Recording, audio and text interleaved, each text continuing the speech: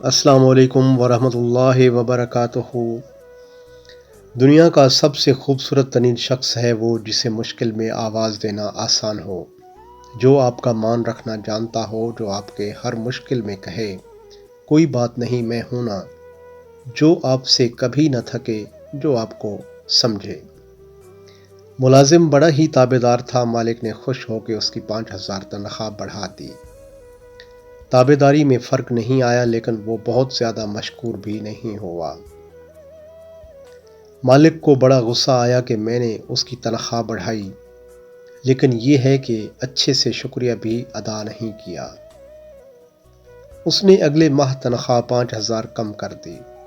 ملازم کی تابع داری اب بھی وہی رہی، کوئی شکایت نہیں کی۔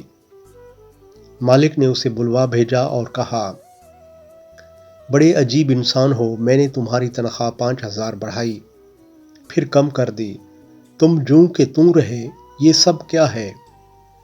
ملازم بولا، واہ، آپ نے خود کو رازق سمجھ لیا تھا۔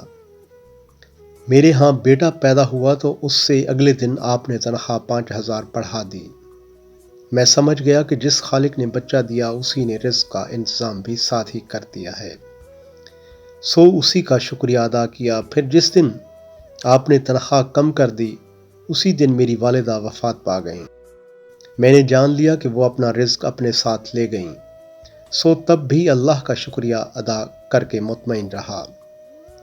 پھر بولا، صاحب یہ روزی روٹی کے فیصلے کہیں اور ہی ہوتے ہیں، ہم تو بس مورے ہیں جنہیں آگے پیچھے کر کے اسباب پیدا کیے جاتے ہیں۔ بے شک